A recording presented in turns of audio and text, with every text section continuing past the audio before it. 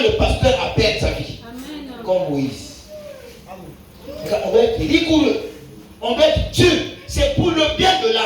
Ton corps ne va jamais supporter. Parce que dans ton corps, il peut par l'orgueil, les égos. Comment il peut parler comme ça? Je suis le mari de quelqu'un. La femme de quelqu'un. Ici à l'église, il n'y a pas mari de quelqu'un. Il n'y a pas femme de quelqu'un. Il y a des bébés du Seigneur.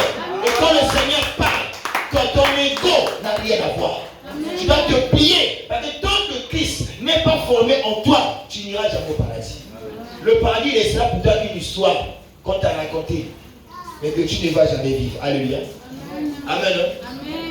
Si sur la terre tu n'es pas discipliné, mais quelle est la discipline que toi tu iras au ciel?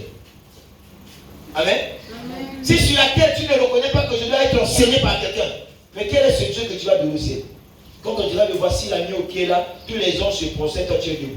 Dis-moi, ces choses-là, je ne fais pas. Parce que sur la terre, tu n'as pas été pissé. Le paradis, c'est pour les gens qui sont pissés. Est-ce que quelqu'un peut comprendre ça? Donc, tant que Jésus n'est pas formé en nous, on est des païens. On est chrétien lorsque Christ est formé en nous. C'est pourquoi l'apôtre Paul a dit, ce n'est plus moi qui vis. Galates chapitre 2, verset 20. Ce n'est plus moi qui vis, c'est Christ qui vit en moi. Christ en moi. L'espérance et la gloire. Aujourd'hui, Jésus, le Christ n'est pas formé en nous. Il n'est pas formé. C'est là que vous trouvez encore des chrétiens païens.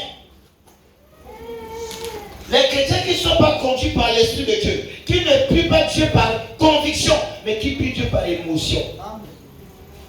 On sait que tous ceux qui viennent à l'église parce qu'ils aiment Dieu, ils sont juste émotionnés par certaines choses. Amen. Amen. Amen. Amen. Vous allez voir, Moïse il va chanter. Le frère Baptiste va chanter. Tu te mets à chanter, des fois tu pleures.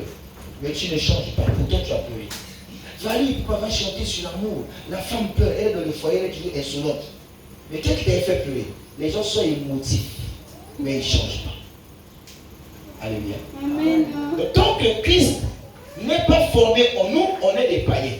Vous savez, quand nous venons en Jésus, nous avons en nous des sémences qu'on a héritées de la terre. Quand vous prenez Colossiens chapitre 3, le verset 1 jusqu'au verset 10, la Bible parle, détruisez, éloignez, refusez tous les membres de la terre qui sont en nous.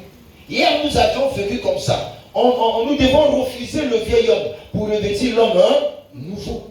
Mais quand il parle du vieil homme et de l'homme nouveau, c'est que nos vies sont gérées par quelqu'un. Alléluia. À quel moment le diable est devenu grand dans ma vie? Parce que je suis tiré de la poussière de la terre. Mais écoutez ce que Dieu dit sur les éléments de la terre, parce que je veux donner quelque chose qui est très, très fort. Alléluia. On prend Colossiens chapitre 3 que j'ai donné. Vous et moi, nous allons lire un texte. Ce texte-là, je dis quelque chose. Je prends juste à partir du verset 5, mais vous prenez le verset 1 à 10. Le verset 5 dit, c'était pas, je l'ai sauté, il dit, faites donc mourir les membres qui sont sur la terre. Dans la terre aussi, il y a des membres. Dans la terre aussi, il y a un corps. Vrai ou faux? Quand on parle des membres, donc les membres font partie d'un groupe. Alléluia. Maintenant, le corps est où? Il dit ceci. Faites donc mourir les membres qui sont sur la terre. L'impudicité, l'impureté, les passions. Ça, tu vas bien. Il faut mourir les passions, les mauvais désirs et la cupidité. Ça, tu vas mourir. La cupidité qui est une idolâtrie. Tu fais tout pour de l'argent. Verset 6. C'est à cause de ces choses que la colère de Dieu vient sur les fils de la rébellion.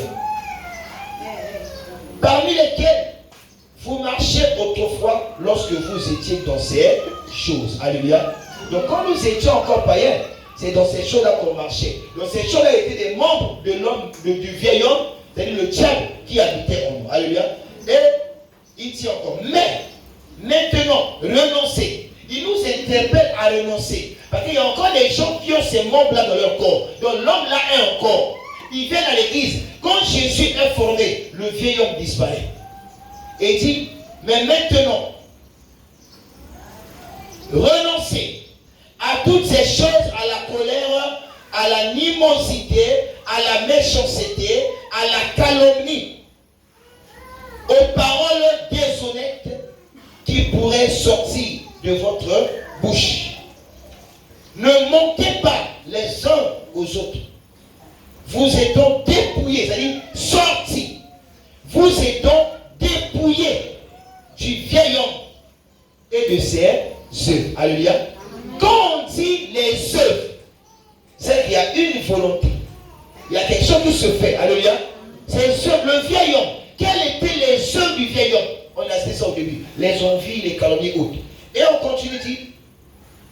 Et ayant revêtu l'homme nouveau, qui se renouvelle dans la connaissance, selon l'image de celui qui l'a